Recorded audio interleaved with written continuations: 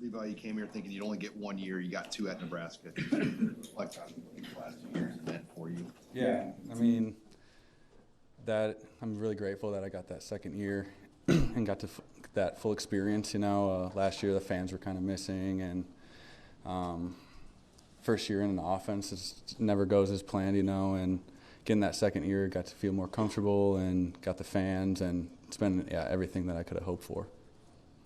What would it mean? Obviously, the year hasn't gone the way any of you wanted it to. What would it mean to close it out with a win against? That would be so awesome, and it's obviously doable, and we all believe that it's doable, and we all truly believe that we're going to come out and end it on a good note and send this team off in a good direction heading into next season. Levi, what have these 2 years done for you as far as shaping where you're going to go? Where do you go next month? After this season, and how have these 2 seasons in Nebraska played a role in your? I think just playing at the biggest stage. My goal is obviously to play at the next level, whether it's NFL, CFL. That's always been my goal, and showing that I can do it at the highest level in Power 5 and the Big Ten. I'm grateful that I got the opportunity to use this platform and hopefully prove the case that I can play at the next level. The transfer portal becomes kind of a bigger thing. I mean, you've been through that. What's sort of the key to settling in somewhere and being a contributor sooner than later? Getting in right away.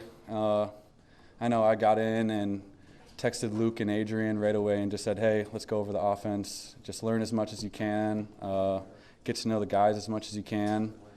Develop those relationships fast, and just throw yourself all the way in, and don't look back, and just do everything the right way too. Is always showing up on time, asking questions, and everything's got to be you learning as fast as you can, and learning the guys and the coaches as fast as you can, and just all in. How much did it feel like you already kind of knew how to prepare from your previous experience in college? Like, how helpful was that? That was huge. Yeah, just learning all the little things. You learn a lot that you can carry over, and basically when I come to Nebraska, I was just learning the verbiage.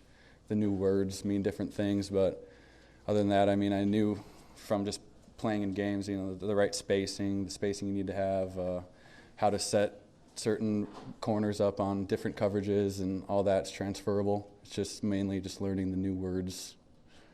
You guys were obviously really aggressive on offense Saturday. Scott Frost said after the game, as you were planning for it, players seem to be enjoying what was, some of the being aggressive and taking chances. Do you see that kind of carrying forward? Has that kind of been there? I think so. Yeah.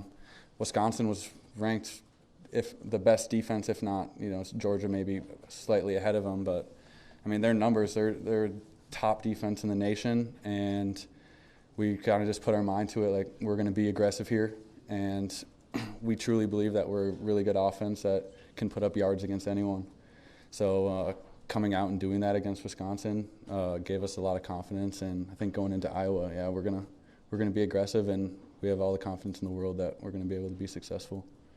What's Mike Cassano like as a guy to have at the front of your room here for a couple of weeks? And I guess, what was your relationship with him like before he's taken over here recently? Yeah, before he was in the room. He wasn't leading the meetings, but we would put in extra work with him. When Lubick would be in meetings with Frost, Kazi would. We call him Kazi. We'd have some extra meetings with him and just going over the little details like that. And he's always been really involved. And now that he's the head guy, I mean, it really hasn't changed much. He's still in there. He's leading the meetings now, but he was leading meetings like those extra meetings before, and we all have a really good relationship with him. And we trust him 100%, and we haven't looked back. Iowa's another really good defense, forces a lot of interceptions. What stands out about their defense as a whole, and in particular their secondary? I think they play really well together. They're cohesive, and they've played a lot of games together as a unit, and they've been really successful. But so has Wisconsin. Like they all played together. Those corners started in 30-plus games each, and yeah, we're still going to be aggressive against them and be successful and put up some yards against them for sure. Can you speak to Adrian's toughness? I mean, he had to leave the game again and came back in. And he's done that twice this year. Better than 83. I mean, what have you just seen from him over the course of this season? Everyone just is, I'd say, amazed by what he's gone through, and you haven't really seen his play dip. You know, he's always out there running around and making athletic throws on the run and making good decisions. He threw that interception, but I mean, his shoulder was hurting and didn't look back. Last drive drove us all the way down the field, and it's just crazy to see. You know, he's playing through multiple injuries. You know, some guys usually have one injury that they're playing through. He's playing through multiple, and that just everyone on the team is just amazed and look up to him, and we're really proud of what he's accomplished this year. Levi, how do you feel about the receiver room that you're kind of going to leave behind? You've seen all the young talent, how they're doing behind the scenes. But what's your vibe on that group as it goes on? Yeah, from when I came here to what it is now, it's made tremendous strides. Everyone's showing up on time.